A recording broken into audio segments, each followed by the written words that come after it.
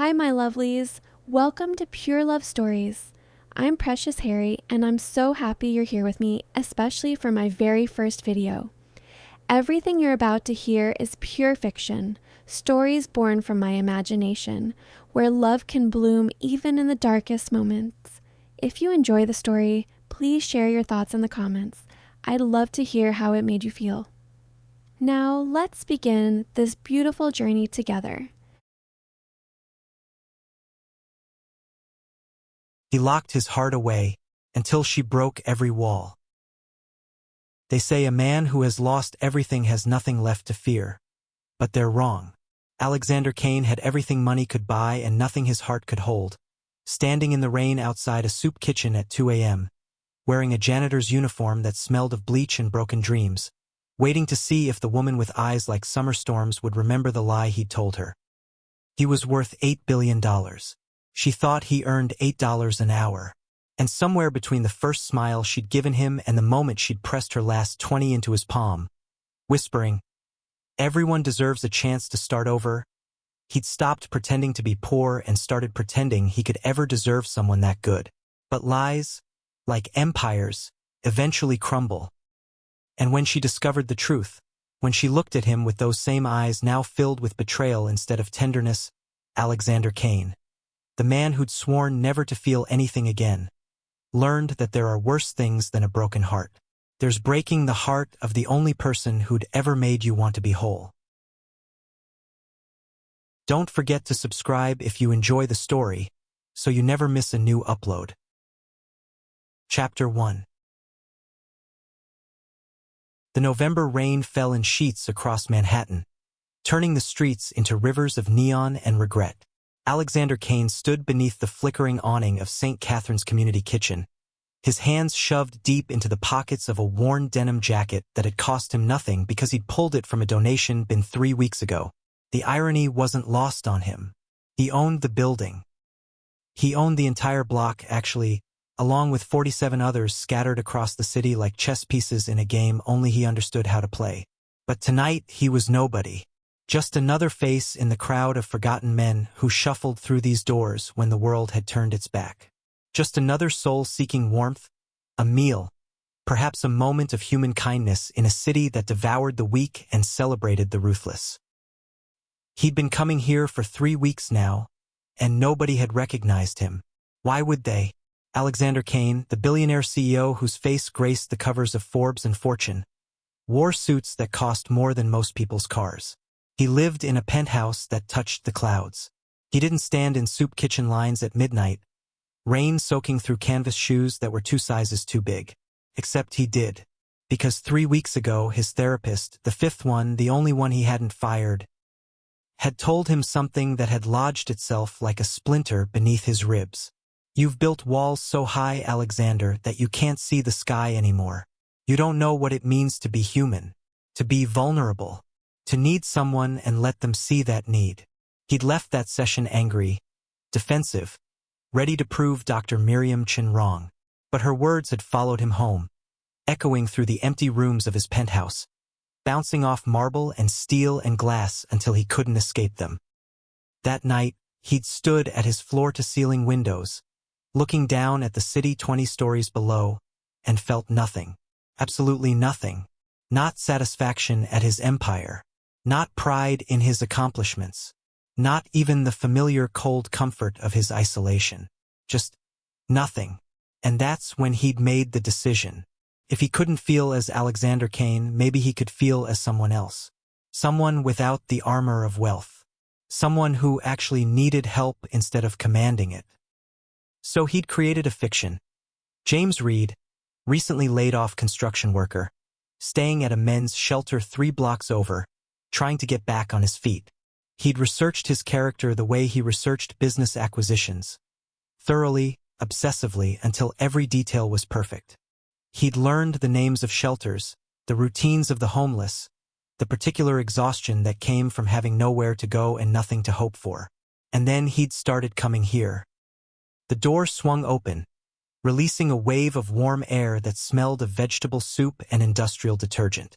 Alexander, no, James, he had to remember, James, stepped inside, shaking the rain from his hair.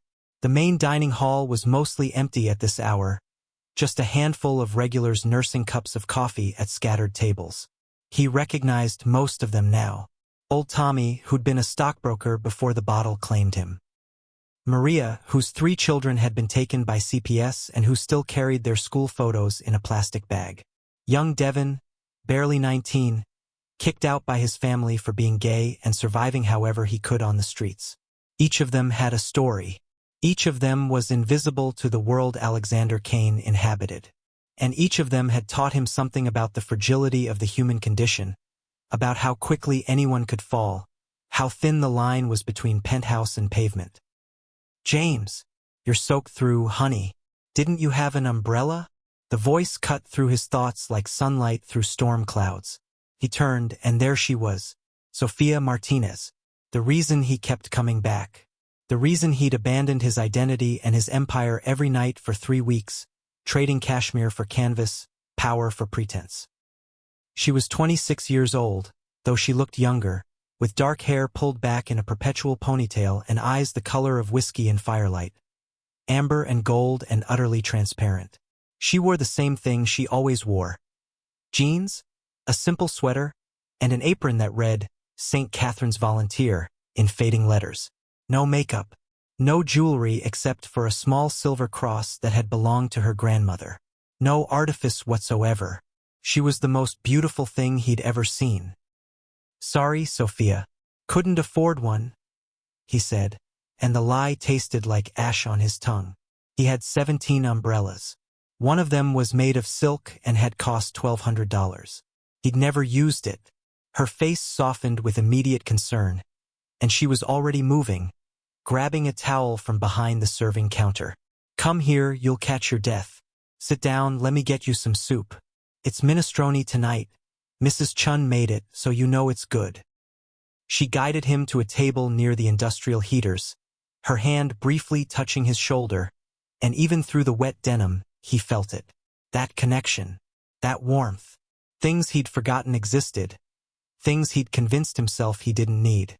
As she hurried away to get him food, Alexander found himself watching her the way he'd watched her every night for 3 weeks, studying her, memorizing her.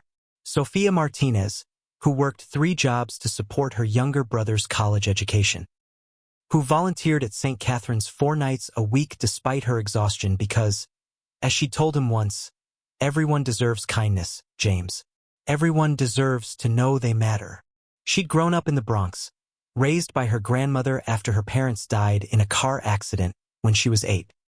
She'd put herself through community college working nights at a diner, graduated with honors, and now worked as a receptionist at a law firm during the day, tutored ESL students in the evenings, and waitressed at a 24-hour cafe on weekends.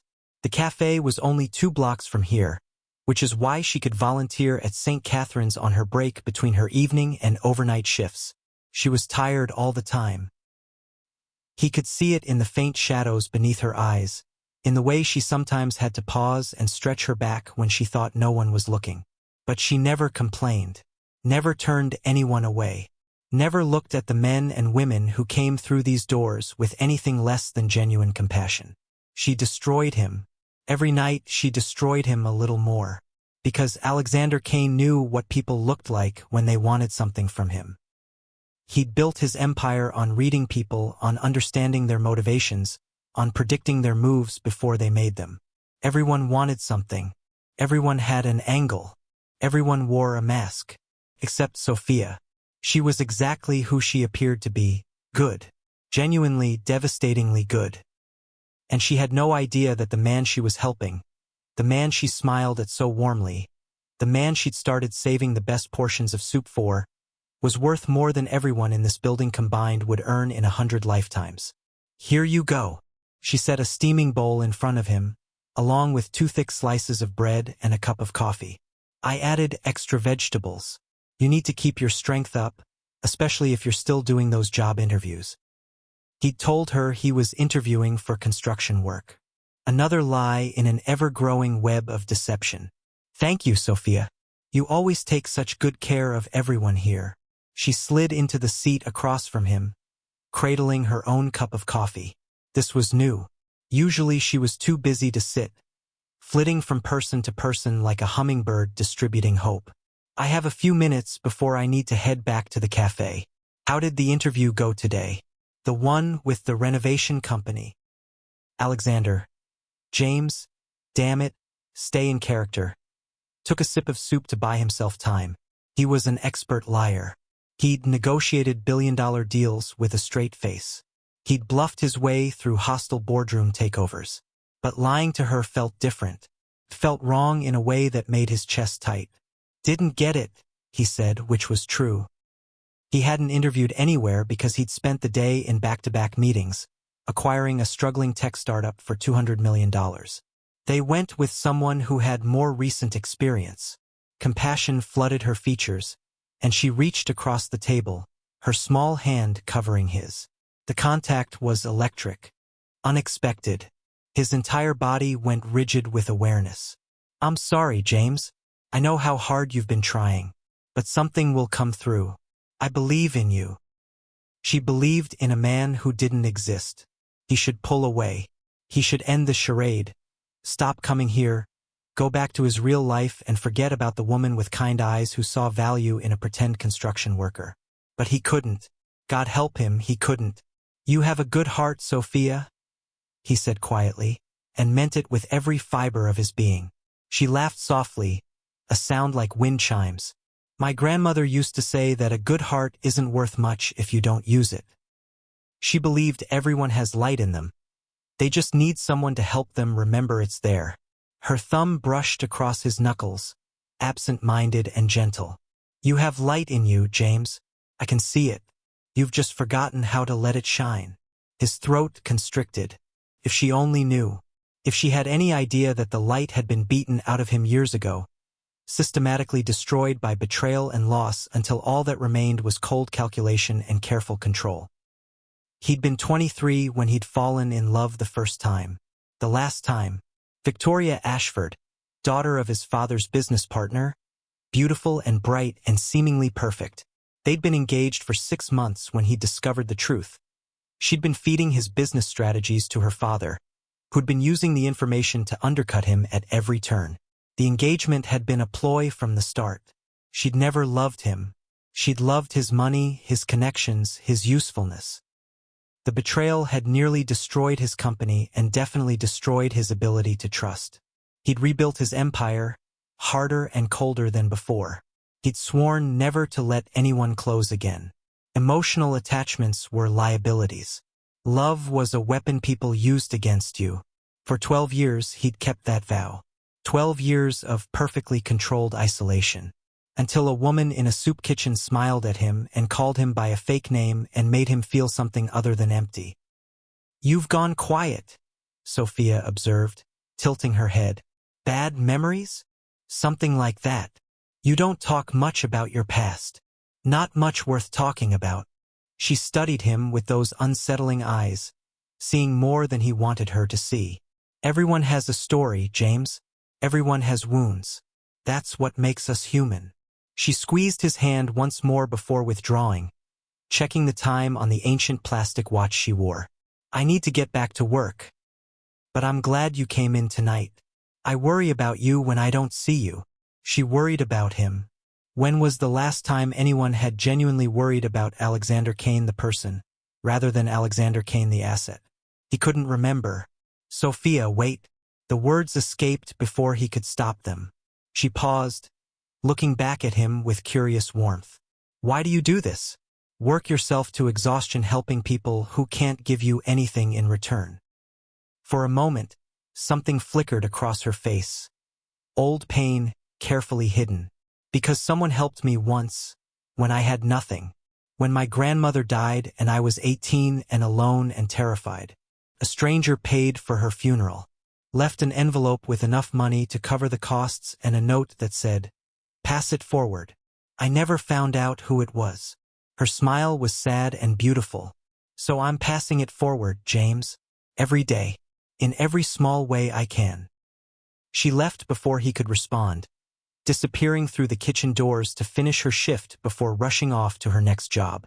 Alexander sat frozen, her words echoing in his mind. Someone had helped her. An anonymous stranger had shown her kindness, and she'd built her entire life around paying that forward. She worked herself to the bone not for recognition or reward, but because she genuinely believed in the power of human goodness. And here he sat, a billionaire in disguise, taking her compassion under false pretenses, lying to her face while she offered him her truth. He was a bastard, but he was a bastard who couldn't stay away. Over the following week, Alexander fell into a dangerous rhythm. By day, he was the ruthless CEO, making decisions that affected thousands of lives, wielding power with surgical precision. By night, he became James Reid, vulnerable and struggling, letting Sophia see a version of himself he'd never shown anyone. Stripped of wealth and status, reduced to basic humanity. And somewhere in that contradiction, something shifted. He started looking forward to those midnight hours more than his morning board meetings. He found himself manufacturing reasons to linger at St. Catherine's, helping wash dishes, setting up chairs for the next day's meal service. Sophia would work beside him, talking about her brother Miguel's dreams of becoming a doctor, about the elderly woman she tutored who was learning English at 72, about the stray cat she'd been feeding behind her apartment building. She never talked about herself, never complained about her exhaustion or her circumstances. But Alexander was a master at reading between the lines, and what he saw there broke something inside him. Sophia Martinez was extraordinary, and the world was grinding her down, one thankless shift at a time. On the 8th night, everything changed. He arrived at St. Catherine's to find chaos. Raised voices, broken glass. Maria was crying in the corner while Tommy tried to calm her. Devin was holding a bloody towel to his face. And in the center of it all stood a man Alexander recognized. Marcus Webb, a regular who'd always seemed unstable, prone to violent outbursts. Marcus had Sophia backed against the wall, his hand fisted in her apron, his face inches from hers. "Think you're better than me?" Marcus was shouting, spittle flying. "Think you can judge me? Tell me what to do. Marcus, please." Sophia's voice was steady despite the fear in her eyes. "Nobody's judging you. I just asked you to calm down. You were scaring people. I'll show you scared." He never saw Alexander coming. One moment Marcus was threatening Sophia, the next he was on the floor, Alexander's hand wrapped around his throat, 12 years of carefully controlled rage finally finding a target. The veneer of James Reid shattered completely. This was Alexander Kane, protector of his assets, destroyer of his enemies, and Marcus Webb had just made the fatal mistake of touching something that belonged to him. Except Sophia didn't belong to him. She didn't even know him. "James, stop. You're hurting him." Her hands were on his shoulders, pulling him back. He could have ignored her. Marcus deserved worse, but her touch was the only thing that could reach him through the red haze. He released the man, who scrambled away coughing and cursing. "Get out," Alexander said, his voice low and deadly. "And don't come back." Marcus fled. The room was silent except for Maria's soft weeping. Everyone was staring at him. At James, the quiet guy who kept to himself, who'd just moved with the lethal precision of someone trained in combat, who'd radiated an authority that made grown men step back. He'd blown it, revealed too much. They'd question him now. But when he turned to face Sophia, he didn't see suspicion in her eyes. He saw gratitude, and something else, something that made his heart stutter in his chest. "Are you okay?" she asked softly, her hands still on his shoulders, checking him for injuries even though he'd never been in danger. "I'm fine. Are you hurt?" "Did he?" "I'm okay. Thanks to you." She was trembling now, the adrenaline wearing off, leaving shock in its wake. Without thinking, Alexander pulled her into his arms, and she came willingly, pressing her face against his chest, her fingers clutching the denim of his jacket. She fit perfectly against him, like she'd been designed for this exact space. Like his arms had always been meant to hold her. "Thank you," she whispered. "Thank you, James." And there it was again. That name, that lie, standing between them like a wall. Even as he held her close enough to feel her heartbeat against his chest. He should tell her the truth. Right now. before this went any further. But then she looked up at him, her eyes bright with unshed tears and something that looked dangerously close to tenderness. And he knew. He was already in too deep. He was falling for her. And when she discovered the truth, and she would eventually, because lies always came to light, it would destroy them both. But in that moment, holding her in his arms while rain hammered against the windows and the scent of her shampoo filled his lungs, Alexander Kane made a decision that would change everything. He wasn't ready to let her go. Not yet. Maybe not ever. Even if it meant lying to the only person who'd ever made him want to tell the truth. Chapter 2. The rain had stopped by the time Sophia's shift ended at the cafe, leaving the city washed clean and glistening under streetlights. Alexander had waited. He'd told himself he was making sure she got home safely after the incident with Marcus. But the truth was simpler and more dangerous. He couldn't bring himself to leave her. Not tonight. Not when the memory of her in his arms was still so vivid it felt like a brand against his skin.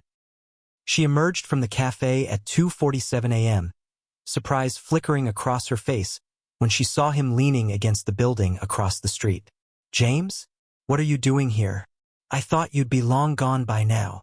Wanted to make sure you got home okay," he said, pushing off the wall with studied casualness. The truth was, he'd spent the last 2 hours in his car, parked in the shadows, watching the cafe entrance like a lovesick teenager. Alexander Kane, who'd negotiated with heads of state and hostile corporate raiders without breaking a sweat, reduced to skulking in the dark waiting for a woman who thought he was broke and homeless. The irony would have been funny if it didn't hurt so much. Sophia's smile was tired but genuine. "That's sweet of you, but unnecessary. I've been making this walk for 3 years. I know every shortcut, every safe place. Humor me." Something in his voice made her pause, study him more closely. He could see her mind working, processing the way he'd moved earlier, the authority in his command, the expensive watch he'd forgotten to take off and had hastily shoved into his pocket when she turned away. But she didn't question him. Instead, she simply nodded and started walking, and he fell into step beside her. They walked in comfortable silence for several blocks, through the city that never slept but definitely dozed. Manhattan at 3 a.m. was a different creature than its daytime counterpart. Quieter, more honest, stripped of pretense. Delivery trucks rumbled past. A siren wailed in the distance. Steam rose from subway grates like the city was breathing. "Can I tell you something?" Sophia said suddenly, her voice soft enough that he had to lean closer to hear. "Something I haven't told anyone else?" His heart seized. "Of course." She was quiet for a moment, choosing her words carefully. "Sometimes I wonder if I'm doing enough. If any of this matters. I work all these jobs, I volunteer, I try to help people, but the problems are so big and I'm just one person. One very tired person." She laughed, but it was hollow. "Miguel keeps telling me I need to slow down, take care of myself. But how can I? How can I rest when there are people like you out there, struggling, when I have the ability to help even a little? People like me," Alexander repeated, the words like stones in his mouth. "Good people who've had bad luck, who deserve a chance." "Who?" She trailed off, shaking her head. "Sorry, I'm rambling. It's late and I'm exhausted and you probably think I'm crazy. I think you're remarkable." The words came out raw, unfiltered, more honest than anything he'd said to her yet. Sophia stopped walking, turning to face him under a streetlight that cast her features in amber and shadow. Her eyes searched his face, looking for something he wasn't sure he could give her without exposing everything. "You're different, James," she said quietly, "from the others. The way you carry yourself, the way you speak. Sometimes I look at you and I think—" She cut herself off, color rising to her cheeks. "Never mind. Ignore me. I'm overtired and not making sense." "What do you think?" He shouldn't ask. He should change the subject, create distance, protect the lie. But he needed to know what she saw when she looked at him. "I think you've been someone else. Before. Someone important, maybe. And something happened that brought you low. and now you're ashamed of it. Ashamed of needing help. Her hand reached up, hesitated, then gently touched his cheek. But you shouldn't be. We all fall, James. What matters is whether we get back up. The touch undid him. Her palm was warm against his skin, her eyes so full of compassion that he felt unworthy of drawing breath in her presence. She thought he'd fallen from grace, that he was struggling to recover his dignity. She had no idea he was standing at the pinnacle of his empire, using her kindness as entertainment, as therapy, as an escape from the emptiness of his real life. He was despicable, and he was falling in love with her. The realization hit him like a physical blow. This wasn't attraction. This wasn't fascination. This was something deeper, more dangerous. Something he'd sworn never to feel again. He was in love with Sophia Martinez, with her goodness and her strength and her absolutely devastating belief in human decency. He was in love with a woman who didn't even know his real name. Sophia, he started, not knowing what he was going to say, knowing only that he had to tell her something true, something real, before he drowned completely in this deception. But she was already stepping back, letting her hand fall away, professional distance sliding back into place like armor. I should get home. Miguel will worry if I'm too late. Let me walk you the rest of the way. James, please. The vulnerability in that single word seemed to surprise her. After a moment's hesitation, she nodded, and they continued through the quiet streets until they reached a modest apartment building in Washington Heights. The neighborhood was working class, safe enough but clearly struggling, the kind of place where people worked hard and still barely made ends meet. This is me, Sophia said, gesturing at the building. 5th floor. No elevator, but the view is nice. Alexander imagined her climbing those stairs after every shift, exhausted, carrying groceries or textbooks or the weight of everyone else's problems. His penthouse had 3 elevators. He'd never climbed a flight of stairs in 12 years. Thank you for walking me home, she continued, and for what you did tonight. With Marcus, you didn't have to step in like that. Yes, I did. The intensity in his voice made her eyes widen. They stood there in the pool of light from the building's entrance, the city humming around them, and Alexander felt the space between them crackle with unspoken words, with possibilities and impossibilities tangled together.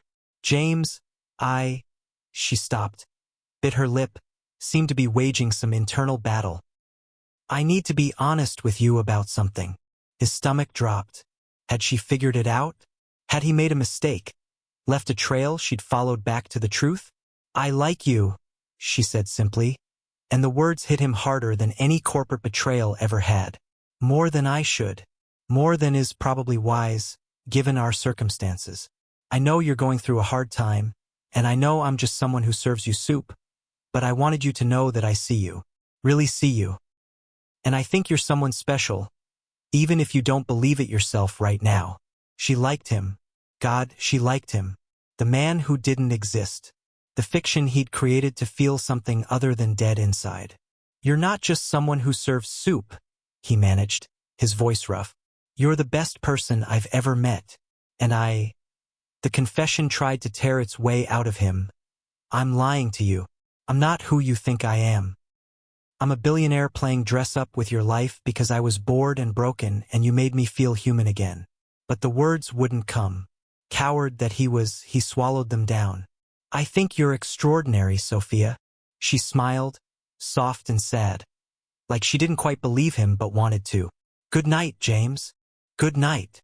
He watched her disappear into the building, counting windows until a light clicked on the 5th floor. Only then did he pull out his phone, calling his driver. Mr. Kane? Is everything all right? Fine, Marcus. I need pickup. I'm sending you my location. The driver arrived in 7 minutes, pulling up in the black Mercedes that cost more than Sophia probably made in a year. Alexander slid into the back seat, the leather and luxury feeling wrong against his skin after hours in his costume of poverty. Back to the penthouse, sir? No. The office. Because he couldn't go home. Couldn't face the empty rooms and expensive silence. Not now. Not with Sophia's confession still echoing in his ears. with the memory of her touch still burning against his cheek. The drive to Kane Industries headquarters took 20 minutes through empty streets. The building rose 57 stories into the night sky, glass and steel and architectural ambition. His building, his empire, built on ruthless decisions and calculated risks and a complete absence of mercy. The night security guard snapped to attention when Alexander entered the lobby. "Mr. Kane, we weren't expecting you, sir." "I know, Richard.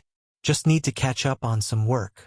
His private elevator whisked him to the top floor in 45 seconds.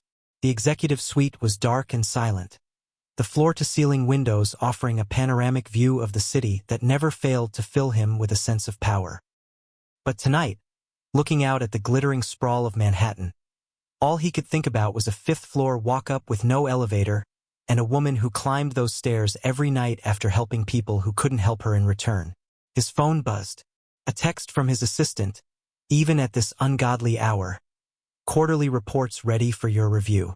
Also, the Martinez proposal needs your signature." Alexander froze. Martinez. Couldn't be coincidence. He pulled up the file on his computer, scanning quickly. It was a pro bono case his legal team had taken on, a wrongful termination suit. The plaintiff was Miguel Martinez, 22, suing his former employer for discrimination. The employer was offering a settlement. $20,000 for Miguel to go away quietly. Sophia's brother. Alexander's fingers flew across the keyboard, pulling up everything they had on Miguel Martinez. Stellar student. Full scholarship to NYU. Studying pre-med. Working part-time at a restaurant to help with living expenses. Fired 3 months ago when he'd reported safety violations. He'd been blacklisted from similar jobs in the industry, struggling to find work that wouldn't interfere with his classes. The settlement offer was insulting. $20,000 wouldn't even cover Miguel's lost wages, let alone the damage to his career prospects or his emotional distress. But Sophia's brother probably couldn't afford to fight it. Couldn't afford to drag it out in court while bills piled up. So he'd take the settlement. He'd take the money and the gag order and swallow the injustice because he didn't have a choice. Unless someone gave him one. Alexander picked up his phone, dialing his head of legal. She answered on the second ring, her voice alert despite the hour. "Mr. Kane. Jennifer. The Martinez case. I want you to reject their settlement offer." "Sir, it's actually a decent offer given the circumstances. Pro bono cases like this rarely see better outcomes, and the client is eager to settle." "I don't care. Reject it. And tell the opposing counsel that if they don't offer full compensation, every penny of lost wages, emotional distress damages, and a sealed letter of recommendation, we're taking this to court. And we're going to destroy them." There was a pause. "Mr. Kane, this is pro bono work. We don't usually invest that level of resources." "We do now. Make it happen, Jennifer. And make sure Miguel Martinez understands that he doesn't have to settle. That he has someone in his corner with the resources to fight for him." "Yes, sir. May I ask what changed your mind about this case?" "Everything. Nothing. A woman with kind eyes who believed in him even though she didn't know him. A need to do something, anything that wasn't a lie. Just do it, Jennifer." He ended the call and stood at the window, watching the city breathe.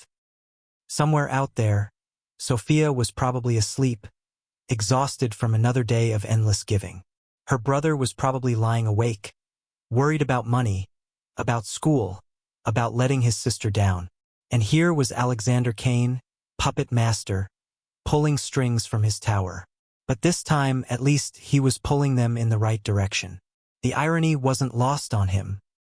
He was helping Miguel to be close to Sophia, using his resources to solve her problems while pretending to be someone who needed her help. The deception was getting deeper, more tangled. But he couldn't stop, didn't want to stop, because tomorrow night, he'd go back to St. Catherine's. He'd put on his disguise and his lies, and he'd let Sophia smile at him like he was worth something. And maybe, for a few hours, he'd let himself believe it, even knowing it would all eventually fall apart. Even knowing that when the truth came out, he'd lose the only thing that had ever made him want to be a better man. The next 2 weeks passed in a blur of contradictions. By day, Alexander orchestrated Miguel's case with surgical precision, watching with satisfaction as the opposing company scrambled under pressure from his legal team's assault. Within 10 days, they capitulated completely, full compensation, glowing recommendation, and an additional $50,000 for emotional distress. Miguel would be able to focus on school without financial stress. Sophia wouldn't have to work herself to death supporting him. Alexander never took credit. The settlement came through the firm's pro bono division, anonymous as far as the Martinez family was concerned. By night, he became James Reid again, and the distance between his two lives grew harder to navigate. Because Sophia wasn't just being kind to him anymore. She was opening up, letting him see pieces of herself she kept hidden from everyone else. They fell into a routine. He'd arrive at St. Catherine's around midnight. They'd work side by side, serving meals, cleaning up, talking in soft voices about everything and nothing. And then, when her shift ended, he'd walk her to the cafe, wait while she worked, and walk her home. Every single night. "You don't have to do this," she told him on the third night of walking her home. "I know you must be tired from job hunting all day." He'd actually spent that day in London, acquiring a pharmaceutical company for $1.2 billion. He'd flown back on his private jet, changed in the car, and arrived at St. Catherine's 10 minutes early. "I want to," he said simply. And he did. These walks had become the highlight of his existence.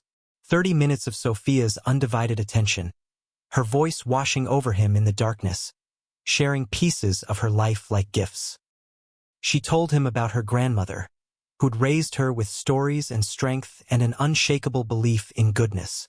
About the day her parents died, how the world had tilted and never quite righted itself. About Miguel, brilliant and driven, who'd cried when he got his scholarship because it meant Sophia wouldn't have to sacrifice everything for his education. "Except she did anyway," Sophia said softly one night, her breath misting in the cold November air. She dropped out of a 4-year college to work more hours. She gave up her own dreams so I could chase mine. "That's who my sister is." "You have a sister?" Alexander asked, catching the slip. Sophia's eyes widened. Then filled with tears, she blinked away quickly. "Had. Past tense. I had a sister. Elena. She died 4 years ago. Drug overdose." The pain in her voice was a living thing, raw and terrible. Alexander stopped walking, turning to face her under a streetlight. "Sophia, I'm so sorry." She struggled with addiction for years. I tried everything to help her. Rehab, therapy, tough love, soft love, every approach I could think of. But I couldn't save her. No matter how hard I tried, I couldn't save her. A tear escaped, tracking down her cheek. "That's why I volunteer at St. Catherine's. Because Elena used to go there when things were really bad. The staff there treated her like a human being when everyone else looked right through her. They gave her dignity when the world wanted to take it away. I couldn't save my sister, James. But maybe I can help save someone else's." And there it was, the wound at the center of Sophia Martinez. She wasn't just kind. She was driven by grief, by guilt, by a need to redeem the loss she couldn't prevent. She worked herself to exhaustion not out of some abstract nobility, but because stopping meant facing the fact that her love hadn't been enough to save her sister.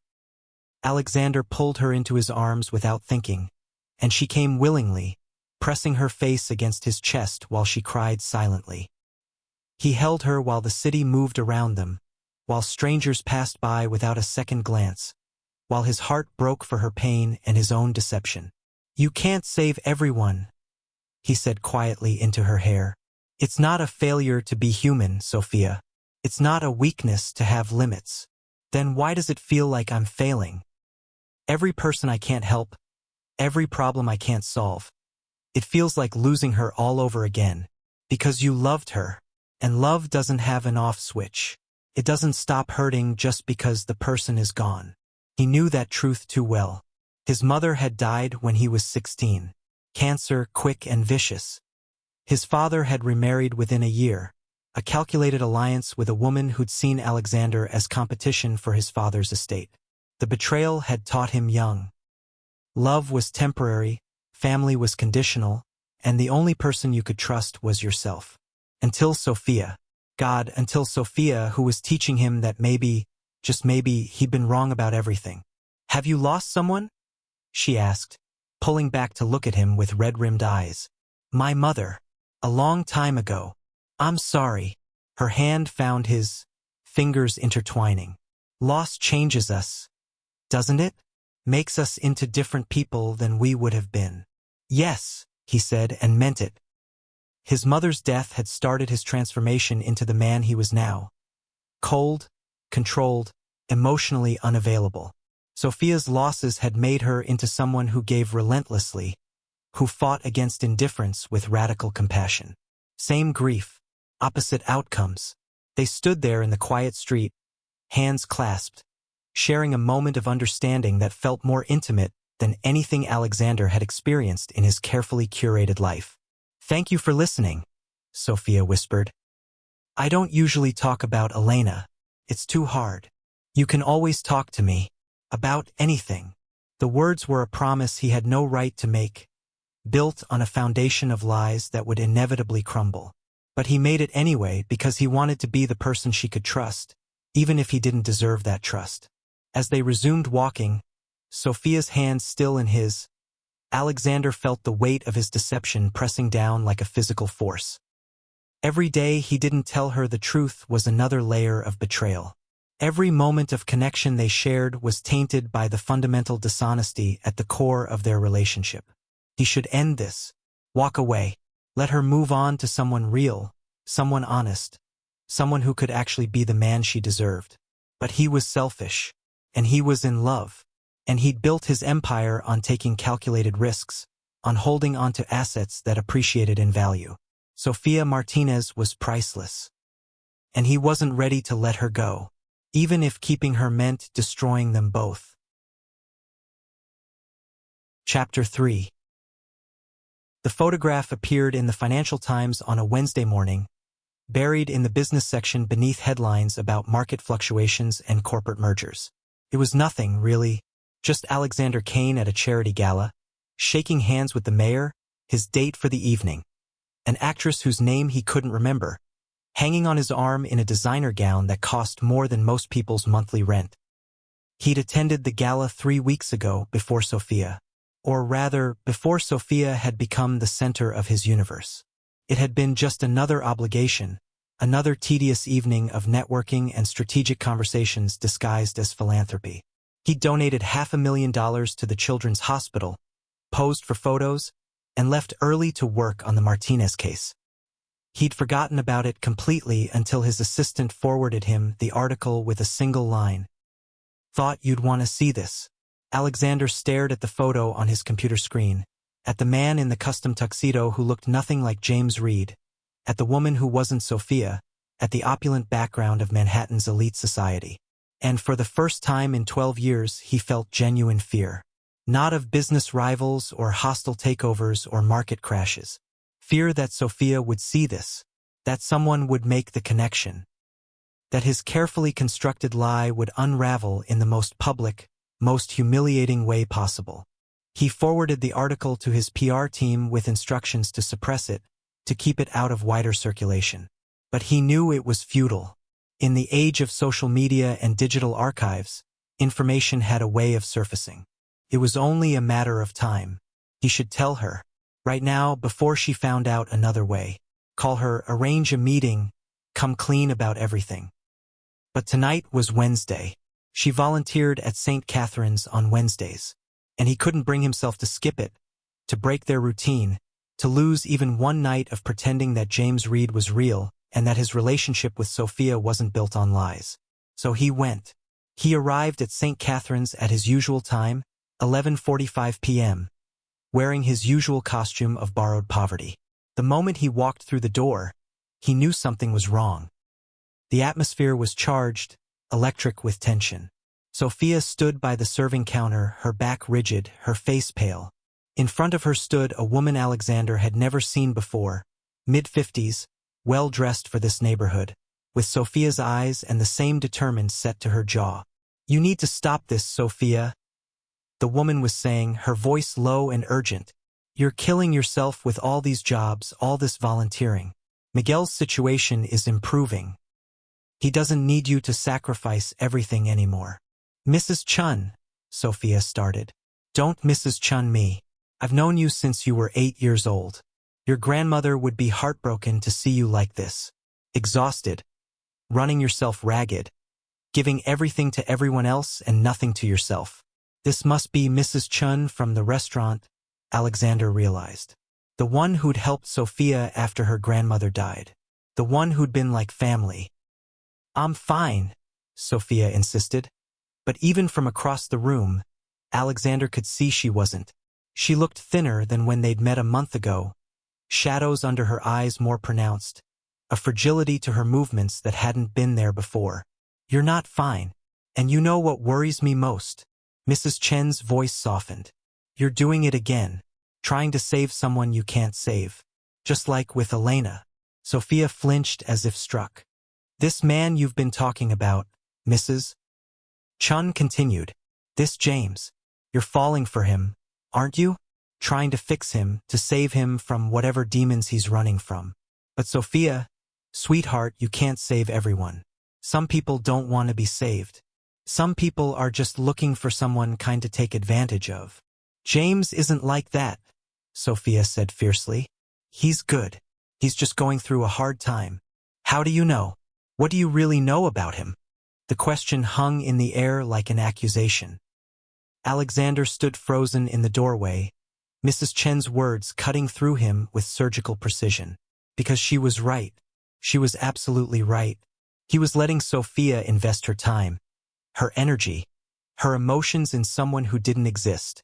He was taking advantage of her kindness in the worst possible way. I know he's honest, Sophia said, and the irony was a knife to Alexander's chest. I know he treats everyone here with respect. I know he stepped in when Marcus attacked me, put himself at risk to keep me safe. I know when I look at him, I see someone worth believing in. Sophia.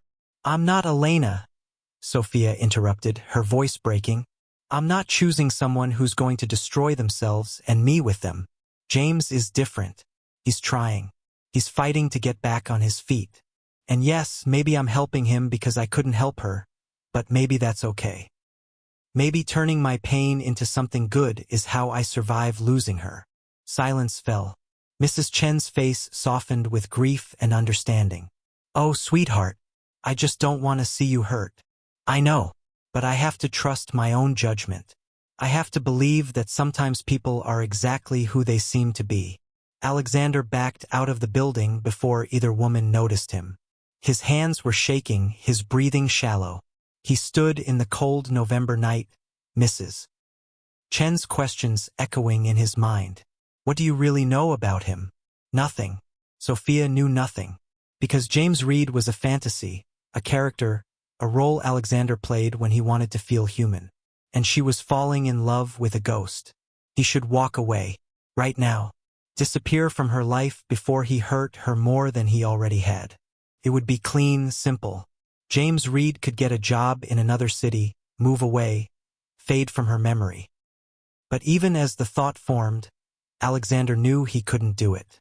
Not like this. Not without giving her the truth, even if the truth destroyed whatever they were building. He pulled out his phone, typed out a text. I need to talk to you. It's important. Can we meet tomorrow? Somewhere private? He stared at the message for a long moment before deleting it unsent. Because tomorrow wouldn't work. Tomorrow he had the board meeting he'd been preparing for all month. The one where he'd present his acquisition strategy for the next fiscal year. He'd blocked out the entire day, back-to-back meetings from 6 a.m. to midnight. He could reschedule, should reschedule. This was more important than business. But he didn't, because some part of him, the part that had survived betrayal by building walls and keeping people out, wasn't ready. Wasn't ready to see her face when she learned the truth. Wasn't ready to watch respect turn to disgust, affection transform into anger.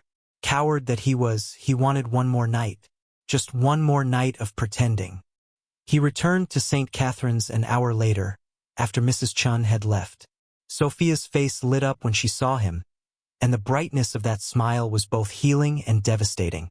"James, I was worried you weren't coming tonight.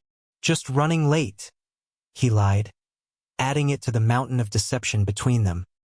They worked together in comfortable silence, falling into their familiar rhythm. But something was different tonight. Sophia kept glancing at him when she thought he wasn't looking, a question in her eyes she couldn't quite ask. Finally, as they were washing dishes in the industrial kitchen, she spoke. "Can I ask you something personal?" His heart rate spiked. "Of course. That night when you protected me from Marcus, you moved like someone trained, like someone who knows how to fight. Were you in the military? Or police?" He should have known she'd notice. Sophia noticed everything. "I had some training. Before you lost your job in construction?" The lie was getting heavier, harder to carry. "Something like that." She turned to face him fully, water dripping from the plate in her hands. "You don't have to tell me your whole story, James. I know everyone has things they'd rather keep private. But I want you to know that whatever happened before, whatever brought you to this place, it doesn't change how I see you." "How do you see me?" He had to know, had to understand what version of him existed in her mind. As someone who's been broken and is putting himself back together. As someone who has more strength than he gives himself credit for. As someone who... She set down the plate, drying her hands on her apron. "As someone I'm starting to care about. A lot." There it was. The confession he'd been simultaneously hoping for and dreading. She cared about him, about James, about a man who didn't exist. "Sophia," he started, the truth finally trying to force its way out. But she stepped closer, closing the distance between them, her hand coming up to rest against his chest. "You don't have to say anything. I know the timing is terrible. I know you're dealing with so much already. But I've learned that life is short and uncertain, and if you feel something real, you should acknowledge it. So I'm acknowledging it. I care about you, James Reid. And I hope you might care about me too." He should tell her no. Should step back, create distance, start dismantling this disaster before it consumed them both. Instead, he did the worst possible thing. He kissed her. It was soft at first, tentative, his lips barely brushing hers. But then she made a small sound in the back of her throat and pressed closer. And suddenly the kiss deepened into something desperate and hungry and achingly real. She tasted like coffee and hope and every good thing Alexander had convinced himself he didn't deserve. Her hands fisted in his jacket, pulling him closer, and he cupped her face with shaking hands, trying to memorize every detail. The softness of her skin, the way she fit against him, the little sigh she made when he tilted his head to deepen the kiss further. When they finally broke apart, both breathing hard, Sophia's eyes were bright with emotion. "I've wanted to do that for weeks," she whispered. "Me too," he admitted, his voice rough. It was the truest thing he'd said to her, and also the most dangerous, because now there was no going back. Now the lie wasn't just about identity or circumstance. Now it was about love, and love made everything more complicated, more painful, more impossible to untangle without casualties. They stayed in the kitchen long after they'd finished cleaning, stealing kisses between whispered conversations, building a future on foundations of sand. Sophia talked about her dreams for Miguel, about wanting to eventually go back to school herself, maybe become a social worker so she could help people more systematically. "What about you?" she asked, her head resting on his shoulder. "What do you dream about? What would you do if money and circumstances weren't an issue?" The question was innocent, but it cut to the heart of everything wrong between them. Because money and circumstances weren't an issue for him. He could do anything, be anything. He already had everything except the one thing he wanted, this woman honestly without the armor of lies. "I'd want to make a difference," he said carefully. "Use whatever resources I had to help people who need it. Maybe work with organizations like this one, fund programs that actually change lives instead of just putting band-aids on symptoms." "That's beautiful," Sophia said softly. "And you will. When you get back on your feet, when you rebuild, you'll be able to do all of that. I believe in you, James." Her faith in him was crushing. By the time he walked her home that night, the sun was starting to paint the sky in shades of pink and gold. Sophia had to be at her day job in 2 hours. He had his board meeting in 3. They were both exhausted, running on fumes and emotion. At her building, she turned to face him, her hand in his. "Stay with me." The invitation was simple, pure. She was offering him her trust, her space, herself. And Alexander wanted to say yes so badly it physically hurt. "I can't," he said instead. "Not yet. Not until." He struggled for words that wouldn't be lies. "Not until I can give you everything honestly." Confusion flickered across her face. "James, I don't need anything from you except you." But that was the problem. She thought she was getting him. She had no idea she was getting a performance. A carefully constructed fiction designed to make him feel something other than empty. "Soon," he promised, kissing her forehead. "I just need to take care of some things first." "Okay," she said, though uncertainty shadowed her eyes. "I'll wait. However long it takes." He watched her climb the stairs to her apartment, each step an accusation. Then he pulled out his phone and made the call he should have made a month ago. "Dr. Chan? It's Alexander Kane. I need an emergency session." The therapist who'd inadvertently started this whole disaster answered on the second ring. "Alexander? It's 5 a.m. I know. I'm sorry. But I've done something terrible, and I don't know how to fix it. Come to my office. I'll be there in an hour." Alexander sat in Dr. Chen's comfortable office an hour later, the early morning sun streaming through windows that overlooked Central Park. His therapist sat across from him, her expression carefully neutral as he confessed everything. The disguise, the soup kitchen, Sophia, the lies that had started as an experiment and evolved into something he couldn't control. When he finished, Dr. Chun was quiet for a long moment. Finally, she said, "What are you hoping I'll tell you, Alexander?" "How to fix this. How to make this right. You know how to make it right. Tell her the truth. And lose her, perhaps. But you've already lost her, haven't you? Because the woman who cares about you cares about James Reid, not Alexander Kane. You can't build a real relationship on a false foundation." "I know that," he said, his voice raw. "But I've never felt this way about anyone. Ever. Even with Victoria, it wasn't like this. Sophia makes me want to be better. Makes me feel like maybe I'm not fundamentally broken." "You're not broken, Alexander. You're wounded. There's a difference. But you're using Sophia as a bandage instead of doing the real work of healing." Dr. Chun leaned forward. "Let me ask you something. Why did you really create James Reid? You know why. You told me I needed to learn vulnerability, to understand what it meant to need help." "No. I suggested you needed to examine your relationship with vulnerability. You're the one who decided that meant cosplaying poverty and deceiving a woman who showed you kindness. That wasn't about healing. That was about control." The words hit like a slap. "What? Even in your vulnerability, you maintained total control. You chose when to be James Reid and when to be Alexander Kane.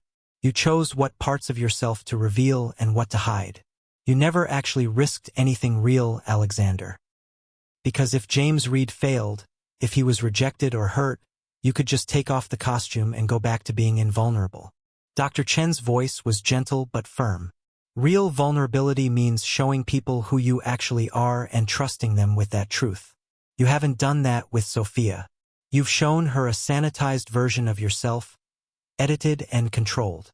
Alexander sat back, the truth of her words settling over him like a weight.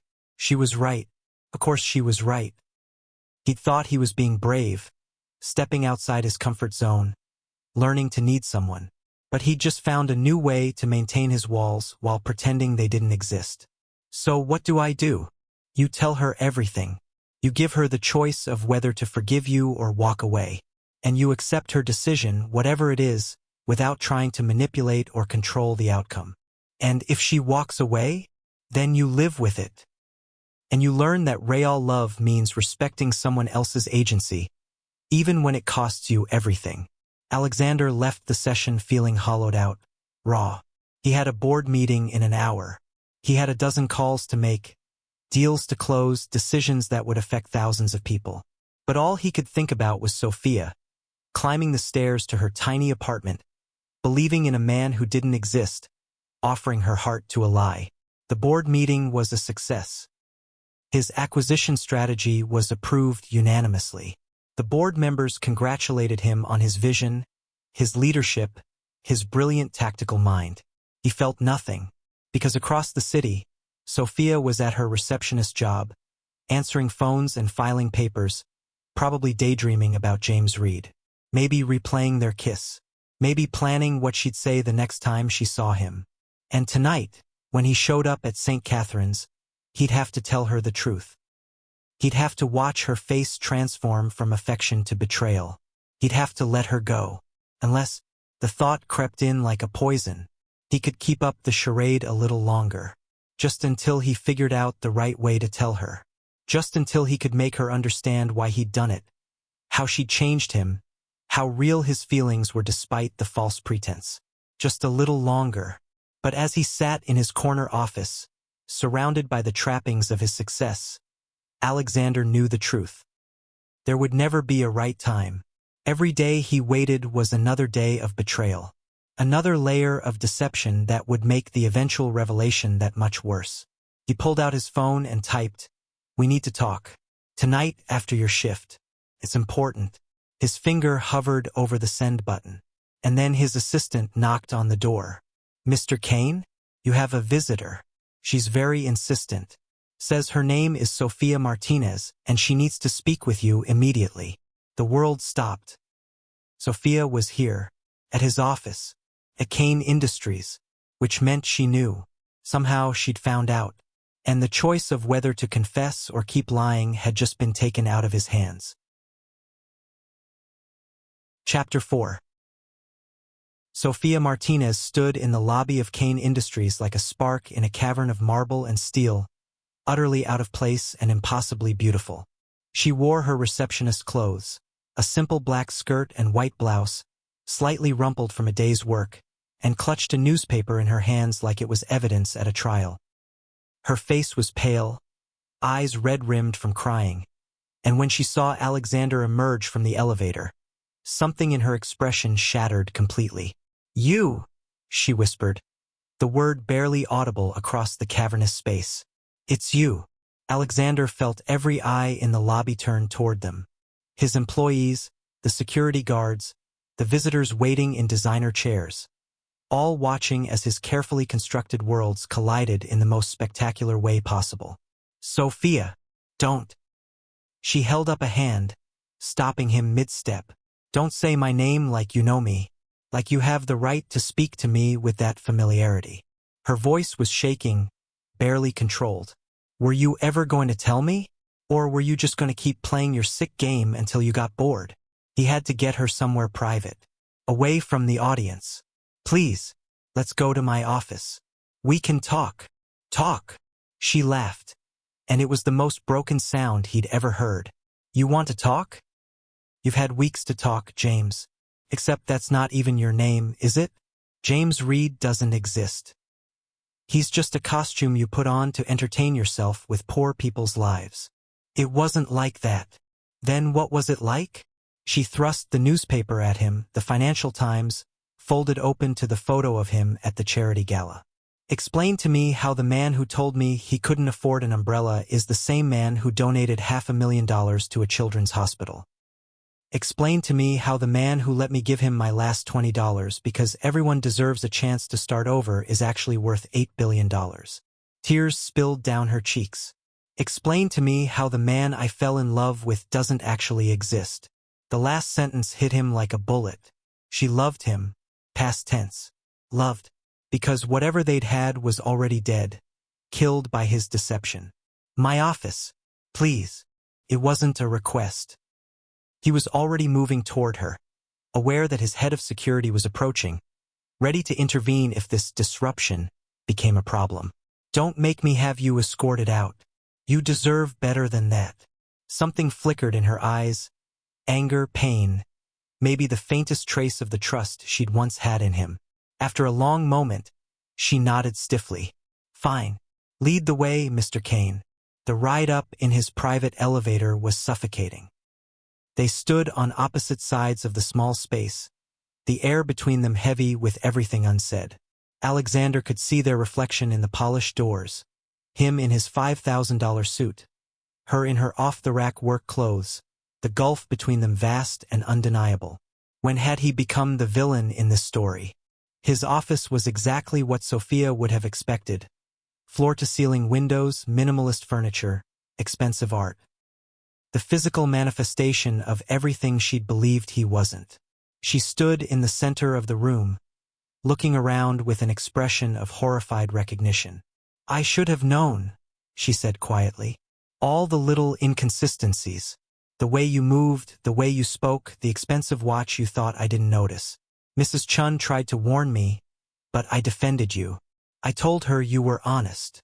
She turned to face him, and the betrayal in her eyes nearly brought him to his knees. "How could you do this to me? Sit down. Please, let me explain. I don't want to sit in your expensive chairs in your expensive office. I want an explanation. I want to understand why a billionaire would pretend to be homeless and let someone like me try to help him." "Someone like you," Alexander repeated.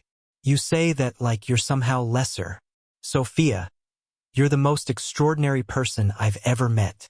Don't." Her voice cracked. "Don't you dare try to charm me right now. Don't use that voice, the one you used when you were pretending to be James, when you made me believe you needed me. Just tell me the truth. Why did you do it?" So he told her everything. About his therapist's suggestion that he'd lost touch with his humanity. About the walls he'd built after Victoria's betrayal. About the night he'd stood at his window feeling nothing and decided to see if he could feel something as someone else. About walking into St. Catherine's with no plan except to experience what it meant to need help instead of commanding it. "I never meant to meet you," he said. "I never meant for any of this to become what it did. It was supposed to be an experiment, a temporary thing to help me understand vulnerability. But then there was you, and you were so genuinely kind, so completely good, and I—" He ran a hand through his hair, destroying its careful styling. "I fell in love with you, completely, irrevocably. And I kept lying because I was terrified of losing you." Sophia was crying silently, tears streaming down her face. "You fell in love with me," she repeated flatly. "But I fell in love with James Reid. With a man who was struggling and humble and understood what it meant to have nothing. I fell in love with someone who didn't exist." "I exist," he said desperately. "Everything I told you, everything I felt, that was real. The only lie was my circumstances." "Only?" She stared at him in disbelief. "Alexander, circumstances are everything. They shape who we are, how we see the world, what we value. James Reid was a man I could trust because he knew what it meant to be vulnerable, to need help, to understand that money and power aren't what make us human. You," she gestured at the office, at him, at everything. "You're a billionaire who plays dress-up with people's lives, who lets a woman working 3 jobs give him money she can't afford to lose, who kisses her in a soup kitchen and lets her believe she's falling for someone real." "It was real," he insisted. "Was it? Or was I just another acquisition? Another thing for Alexander Kane to possess and control?" The accusation cut deeper than she knew, echoing Dr. Chen's words from that morning. "Is that really what you think of me?" "I don't know what to think." Her voice rose, finally breaking through her careful control. "I don't know who you are. The man I knew would never have done this. But the man I knew was fiction. So who are you, really? Beyond the money and the power and the lies." The question hung between them, and Alexander realized with devastating clarity that he didn't have a good answer. Who was he without his empire? Without his carefully constructed persona? He'd spent 12 years being Alexander Kane, ruthless CEO, and 4 weeks being James Reid, vulnerable everyman. But who was he actually? Stripped of both masks, what remained? "I don't know," he admitted quietly. "I've been asking myself that question for weeks. Maybe that's why I couldn't stop being James. Because when I was with you, I felt like I was becoming someone worth being.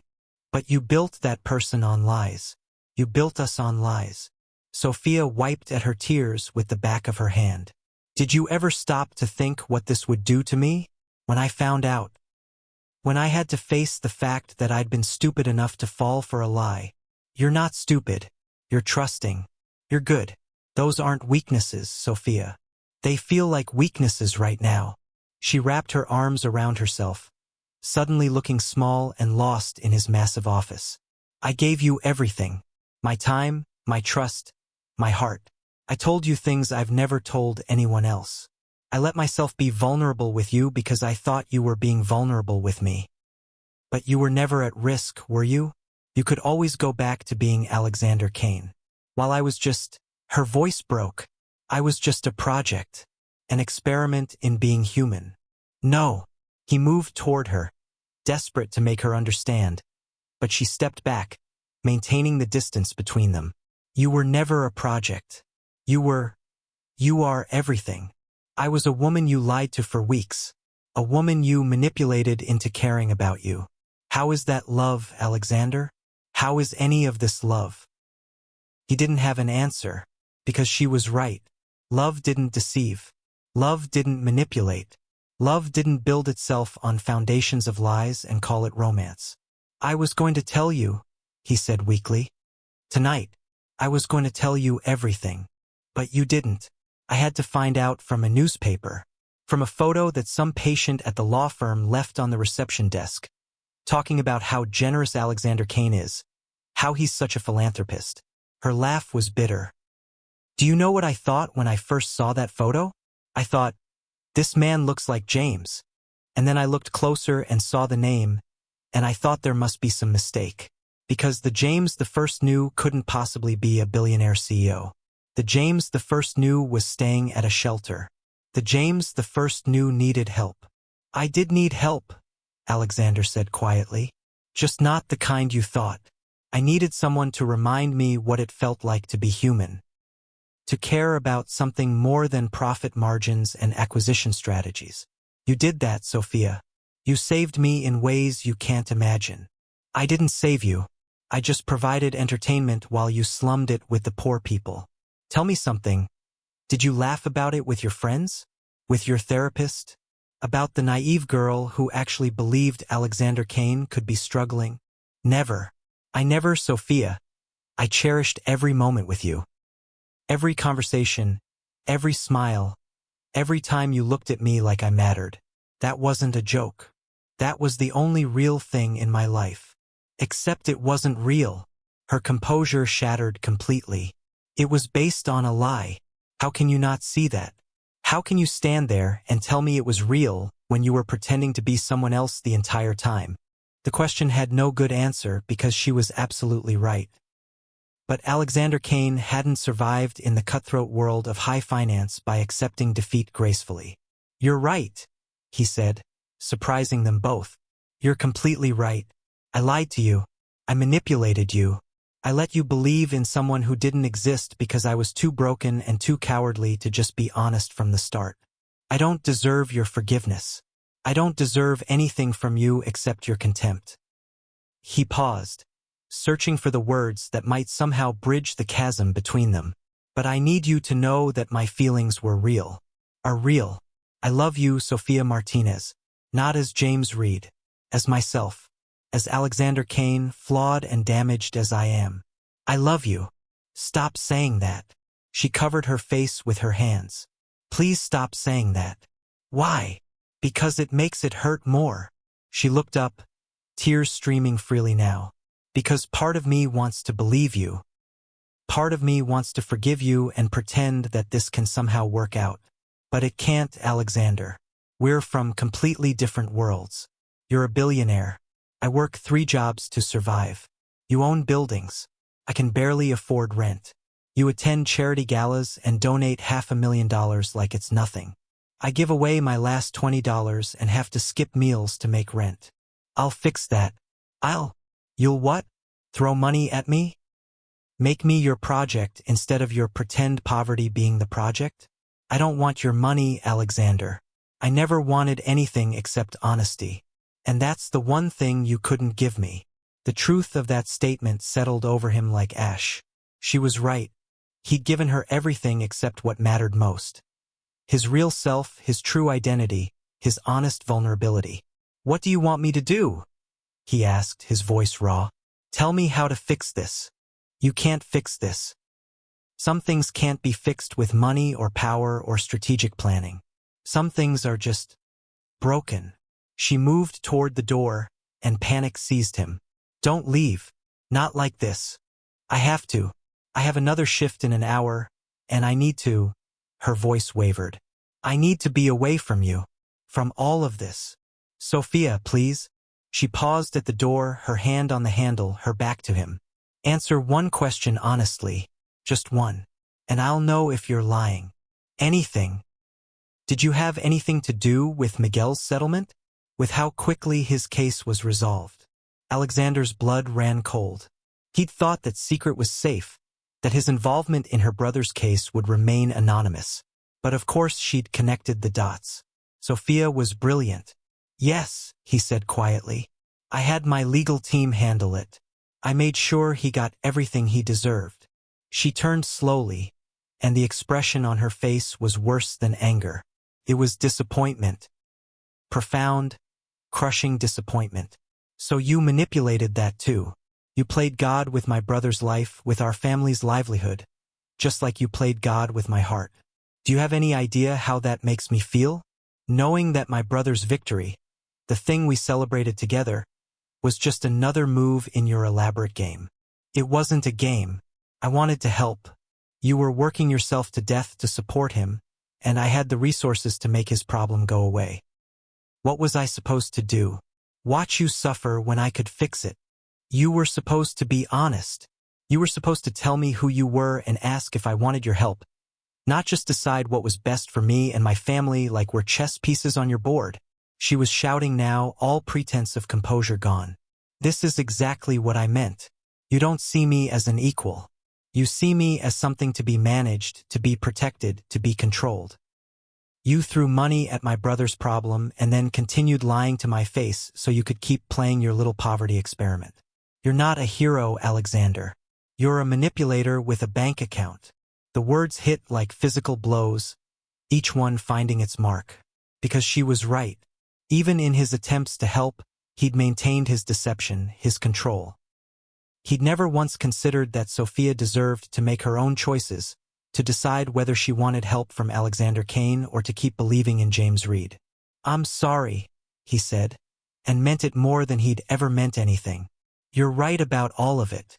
I'm a manipulator. I'm a controller. I'm someone who's so used to getting what I want that I forgot other people aren't just assets to be acquired. I forgot that love means letting go of control, trusting someone else with your truth, even when it's ugly. I forgot how to be human, and I used you to remember, and that's unforgivable." Sophia stood frozen in the doorway, tears still streaming down her face. "If you really love me, you'll let me go. You'll let me heal from this without trying to fix it or manage it or throw your resources at it. You'll accept that you hurt me, that you broke something precious, and you'll live with that. I can't lose you. You already lost me. The moment you decided to lie."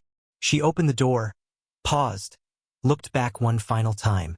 "The man I fell in love with would have understood that. But I'm starting to think that man never existed at all." And then she was gone.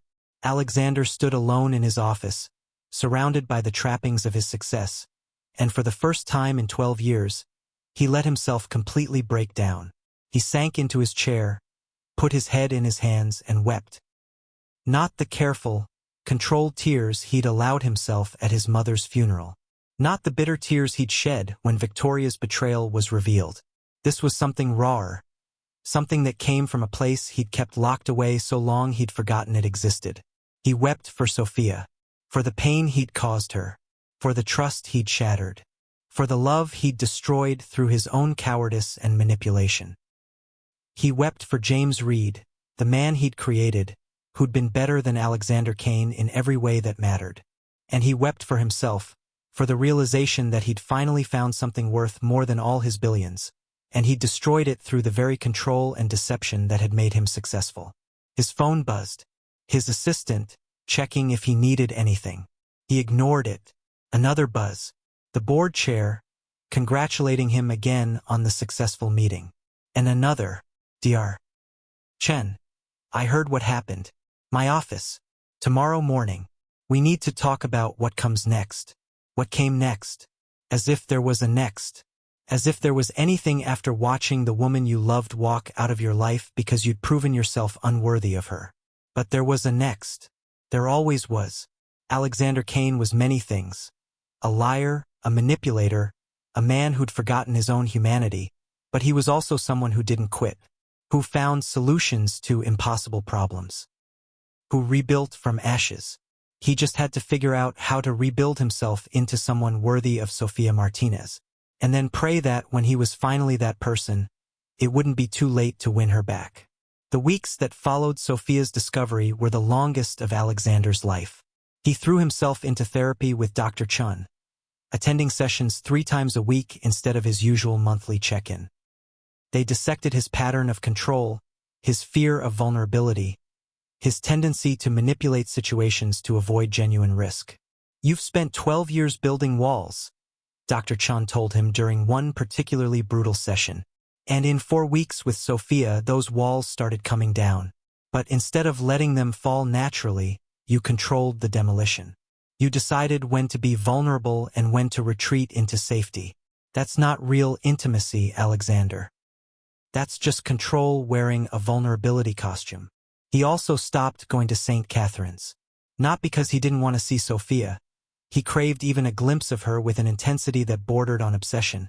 But because Dr. Chun had been right about one thing. He needed to respect her choice.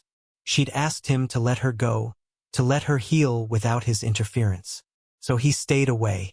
But that didn't mean he stopped helping. Anonymous donations started flowing to St. Catherine's. A new industrial kitchen, updated facilities, funding for expanded services.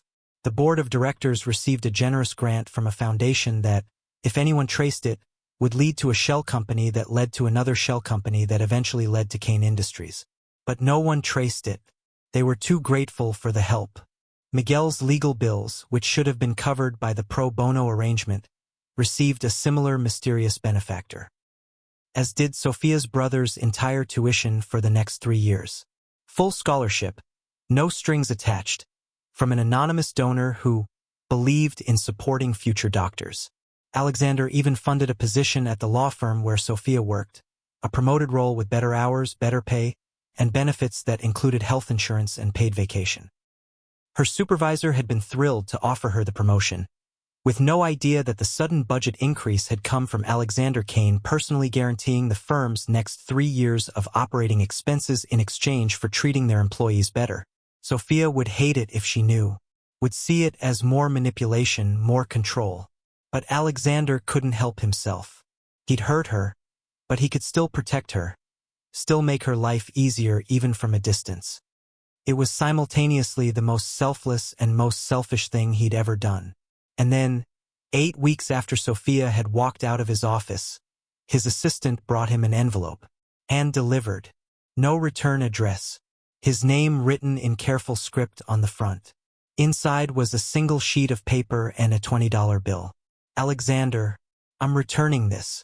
I gave it to James Reid because I thought he needed it. But you don't need anything from me. Do you? You never did.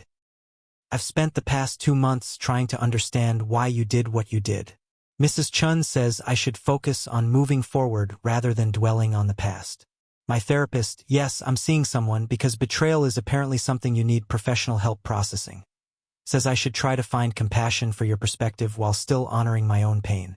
But here's what I know. You broke something in me. You made me question my judgment, my ability to see people clearly, my belief that kindness is always the right choice. You made me afraid to trust, afraid to be vulnerable, afraid to believe that anyone is who they say they are.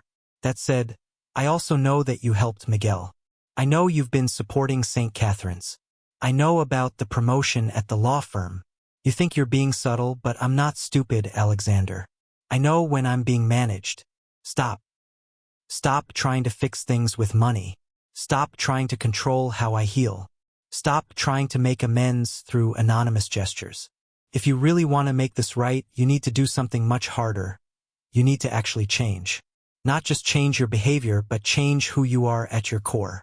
You need to learn how to be honest even when it's uncomfortable. How to be vulnerable without controlling the outcome.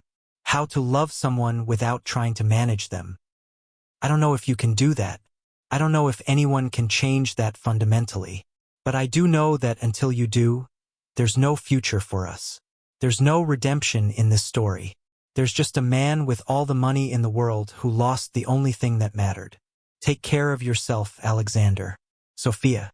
He read the letter 17 times.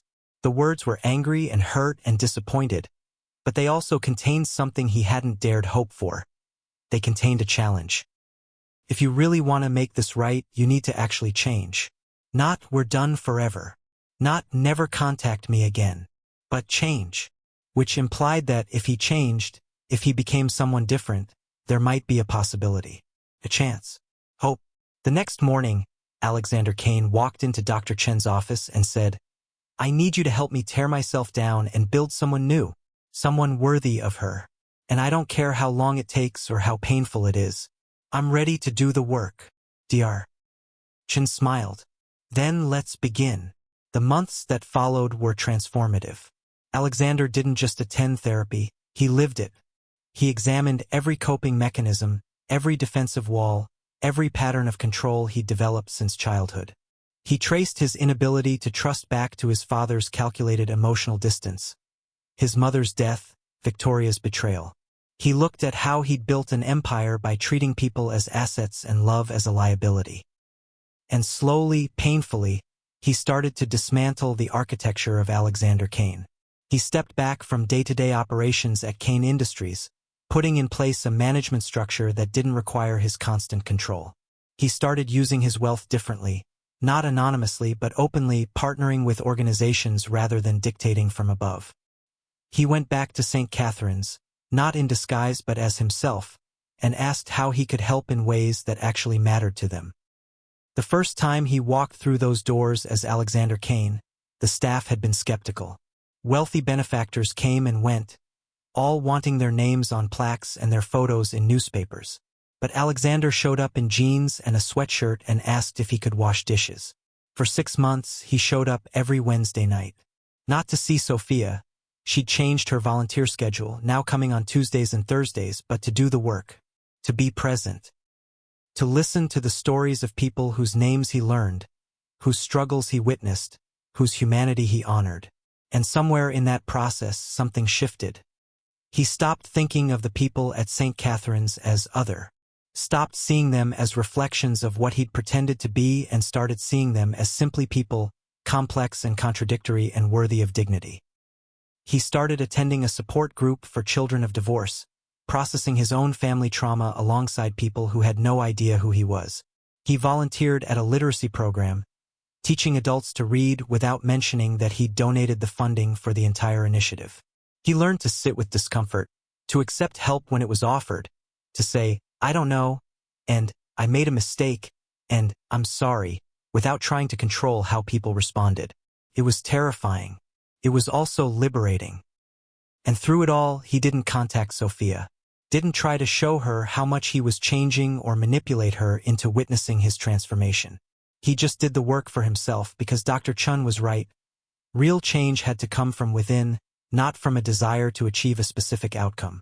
But he thought about her constantly, wondered if she was okay, if she was healing, if she ever thought about him.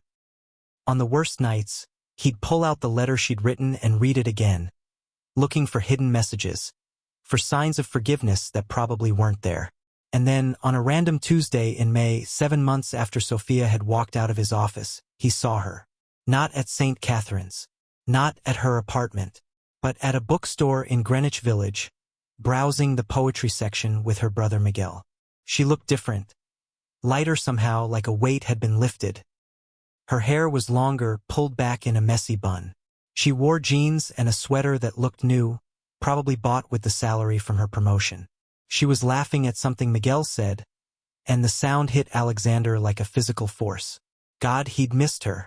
He should leave. Give her space. respect her boundaries. But then Miguel noticed him, recognition dawning on his face. The young man said something to Sophia, who turned, and their eyes met across the bookstore. Time stopped. Alexander saw the moment she recognized him, saw surprise flicker across her features, followed by something more complex. Pain, yes, but also curiosity. And maybe, just maybe, something that looked like longing. Miguel was pulling at her arm, saying something Alexander couldn't hear. But Sophia shook her head, said something back, and then, impossibly, she was walking toward him. Alexander. His name on her lips was both agony and hope. Sophia, I didn't know you'd be here. I was just... He gestured vaguely at the bookstore. I'm sorry. I'll go. Wait. She glanced back at Miguel, who was watching them with protective suspicion. Can we talk? Just for a minute. Of course. Anywhere you want. They ended up at a coffee shop 2 doors down, sitting across from each other at a small table by the window. Alexander ordered black coffee he didn't drink. Sophia got a latte with extra foam that she wrapped her hands around like a shield. You look good, she said finally. Different. I've been working on myself, trying to become someone better. I heard. Mrs. Chun mentioned you've been volunteering at St. Catherine's. As yourself this time. So she'd been asking about him. Or at least not avoiding information about him. That had to mean something, didn't it? I wanted to respect your request for space, Alexander said carefully. But I also wanted to, I don't know, do the work you challenged me to do. Learn how to be human without the armor. Sophia studied him over the rim of her cup. Are you? Learning? I'm trying. It's harder than building an empire. Harder than any business deal I've ever negotiated. But yes, I think I'm making progress. What kind of progress?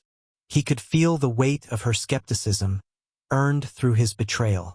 This was his chance to prove he'd actually changed, to show her something real. I've learned that control is just fear wearing a business suit.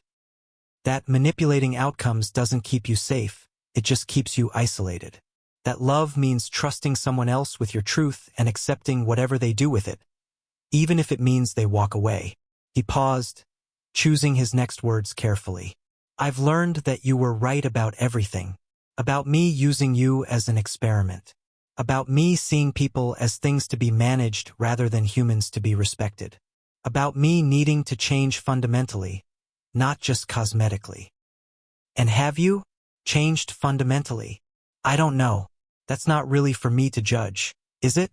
But I'm not the same man I was 7 months ago. I'm not the same man who lied to you about who I was. I'm trying to be someone who deserves second chances, even if I never get one. Sophia was quiet for a long moment, her fingers tracing patterns on her coffee cup. Miguel thinks I'm crazy for even talking to you. He thinks I should hate you for what you did. He's probably right. But I don't hate you, Alexander. I tried. God knows I tried. But I'm so tired of being angry. I'm tired of feeling betrayed every time I remember how good we were together. I'm tired of wondering what we could have been if you'd just been honest from the start. Hope fluttered in his chest, dangerous and bright. What are you saying? I'm saying I don't know. I'm saying that part of me wants to believe people can change, that redemption is possible, that maybe, just maybe, there's a version of this story where we figure out how to start over. And the other part? The other part is terrified. Because you hurt me, Alexander. You broke my trust in a fundamental way. And I don't know if I can ever fully trust you again. I don't know if we can build something real on the ruins of all those lies. I understand. And I don't have the right to expect anything from you, Sophia. But I want you to know that I'm here. I'm doing the work. And if you ever decide you want to give us a chance, a real chance built on honesty this time, I'll spend every day for the rest of my life proving that I'm worthy of that gift. Tears welled in her eyes, but she blinked them back. I need time, more time, to figure out who I am without you, without the ghost of James Reid, without the weight of what happened between us. Can you give me that? Can you let me take the lead on when and how we reconnect if we reconnect? Yes, absolutely. Whatever you need. And no more anonymous gestures. No more manipulating my life from the shadows. If you want to help, ask me first. If you want to be part of my life, be honest about it. No more games. No more games, he promised. I'm done playing God with people's lives. I'm done thinking I know what's best for everyone. I'm just trying to be better. Sophia nodded slowly, then reached across the table and touched his hand. Just a brief contact, her fingers brushing his. But it was the first time they'd touched since that night in the soup kitchen, and it sent electricity through his entire body. Thank you, she said softly, for respecting my boundaries, for actually doing the work instead of just promising to change, for letting me see that maybe, possibly, the man I thought I fell in love with might actually exist somewhere inside Alexander Kane. He does. Because of you. You made him real. She withdrew her hand, stood up. I need to get back to Miguel. He's probably having an anxiety attack thinking you're trying to manipulate me again. Sophia. She paused, looking back. I love you. I know I don't have the right to say it, and I'm not saying it to make you feel obligated or to manipulate you into responding. I just need you to know it's true. It was true when I was pretending to be James Reid, and it's true now. It'll be true whether you give me another chance or not. Fresh tears spilled down her cheeks. I know, she whispered. That's what makes it so hard. And then she was gone again, disappearing into the spring afternoon, leaving Alexander with an empty coffee cup and something he hadn't felt in 7 months. Hope. Over the following weeks, they started rebuilding. Slowly, carefully, like architects constructing on fault lines, aware that one wrong move could bring everything crashing down. Sophia set the pace and Alexander followed her lead. Coffee dates that were carefully casual. Walks in Central Park where they talked about everything except their complicated past. A charity event where she agreed to be his date, and he introduced her to his world without pretense or apology. This is Sophia Martinez, he told the mayor, the CEOs, the socialites who'd never bothered to learn the names of the people who served them. She works at Harrison and Myers. She volunteers at St. Catherine's Community Kitchen, and she's the most remarkable person I've ever met. Not his girlfriend, not his partner, just the truth about who she was. Sophia noticed. At the end of the evening, standing outside her apartment in Washington Heights, she said, You didn't try to define me tonight, didn't try to explain what we are or aren't to each other. Because I don't know what we are, and that's okay. I'm learning to be comfortable with uncertainty. She smiled, and it was the first genuine smile she'd given him since before everything fell apart. That's growth. I'm trying. She kissed him then, quick and soft, barely more than a brush of lips against his cheek. But it was contact, connection, permission to hope. Keep trying, she whispered. I'm not ready to forgive you yet, but I'm not ready to give up on us either. 3 months later, on a humid August evening, Sophia invited Alexander to dinner at her apartment. Not to a restaurant where he could control the environment, not to his penthouse where wealth could create distance. Her space, her terms.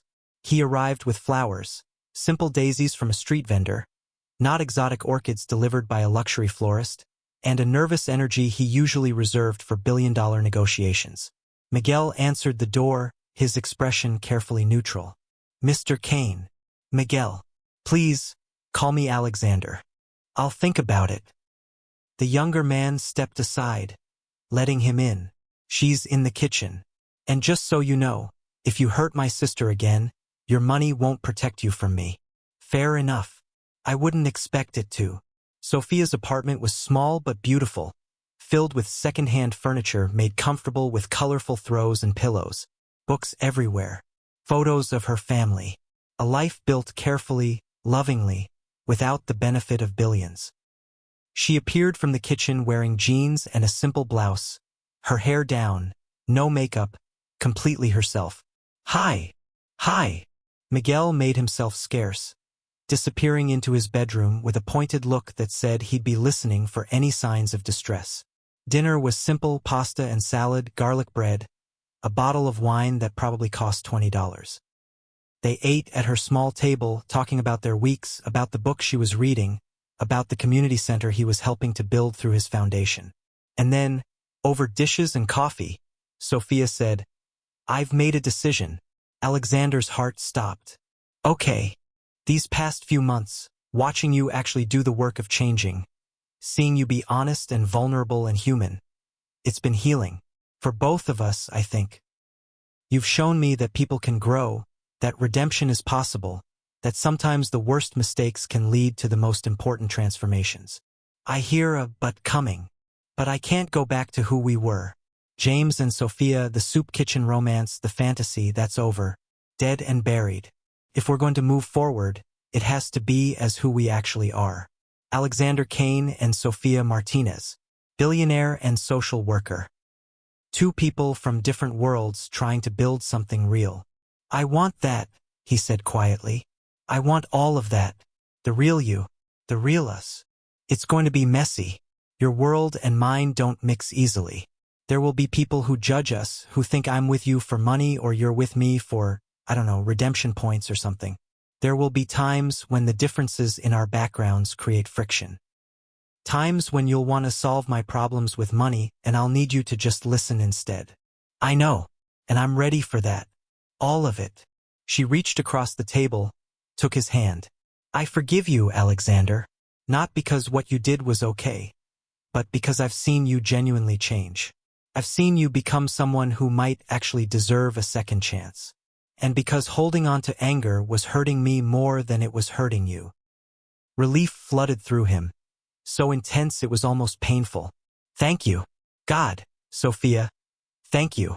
Don't thank me yet. This is going to be hard work. Relationships built on trust that was broken and then rebuilt are fragile. We're going to have to communicate constantly. Be honest even when it's uncomfortable. Check in with each other about boundaries and needs and fears. I can do that. I want to do that. And you have to promise me something. Anything." She leaned forward, her eyes serious and beautiful and full of a hope that matched his own. "Promise me that no matter what, you'll always tell me the truth, even when it's ugly, even when it might hurt, because I can survive a lot of things, Alexander Kane. But I can't survive being lied to again. I promise. No more lies, no more games, just truth. Always, even when it's hard." "Okay," she said softly. "Then let's try this. For real this time." He stood, moved around the table and pulled her into his arms. She came willingly, fitting against him the way she had that first night in the soup kitchen, except better because this time there were no lies between them. Just two people, complicated and flawed and real, choosing each other despite everything. "I love you," he murmured into her hair. "I love you too. Both of you, the man you were pretending to be and the man you actually are. Turns out they're not as different as I thought." James Reid was always just Alexander Kane learning how to be human again. They stood there in her tiny apartment, holding each other while the city hummed outside and Miguel probably listened through the door, and the future spread out before them, uncertain and terrifying and absolutely beautiful. It wouldn't be easy. Love rebuilt from betrayal never was. But they would do the work. They would communicate and stumble and learn and grow. They would navigate the differences between their worlds and find a way to build something new. And somewhere, in the space between who they'd been and who they were becoming, Alexander Kane and Sophia Martinez would write a new story. One built on honesty. One built on trust earned rather than assumed. One built on love that had survived the worst and emerged stronger. The man who'd locked his heart away had finally learned to set it free. And the woman who'd given everything to everyone had finally found someone worthy of the gift. Together, they'd proven that redemption was possible. That change was real. That love, when it was honest and brave and true, could heal even the deepest wounds. That sometimes the best love stories aren't the ones that start perfectly. They're the ones that survive being broken and choose to heal. 6 months later. Alexander Kane stood at the window of his penthouse, watching the sun rise over Manhattan, and marveled at how different the view looked when you weren't numb to it. Sophia was in his kitchen, making coffee in the expensive machine she'd initially been terrified to touch, humming something off-key and beautiful. They split their time between her apartment and his penthouse now, learning to navigate both worlds. He was teaching her that wealth didn't have to be isolating, that resources could be used for good. She was teaching him that happiness didn't require a price tag, that community was more valuable than square footage. St. Catherine's had a new community center, funded by Kane Industries but designed by the people who actually used it. Miguel was thriving in medical school, his dreams intact and supported. And Alexander had stepped down as CEO, transitioning to chairman while he focused on philanthropic work that actually required his presence, his heart, his humanity. He'd found something better than empire building. He'd found purpose. "Coffee's ready," Sophia called from the kitchen. "And I made breakfast, or attempted to. The eggs might be slightly burned." He turned from the window, watching as she carried 2 plates to his dining table, her feet bare on his expensive floors, completely at home in a space that used to feel like a mausoleum. "They're perfect," he said, sitting down across from her, taking her hand. "Everything is perfect." She laughed. "They're definitely burnt. But I appreciate the sentiment. This was real. This was honest. This was love built on truth instead of lies, on vulnerability instead of control, on 2 people choosing each other every day despite their differences, despite their complicated beginning, despite everything that should have kept them apart. "I have something for you," Alexander said, pulling a small box from his pocket. Sophia's eyes widened. "Alexander, it's not what you think. Open it." Inside was a key. Simple, unadorned, attached to a keychain that read St. Catherine's Community Center. "I don't understand. I've been working with the board. They've agreed to hire a full-time community outreach coordinator. Someone to run programs, coordinate volunteers, work directly with the people they serve. The position is yours if you want it. Good salary, benefits, reasonable hours. You'd be doing the work you love without having to kill yourself with 3 jobs. Tears welled in her eyes. "You did this for me? I did it for the community. But yes, I structured it with you in mind.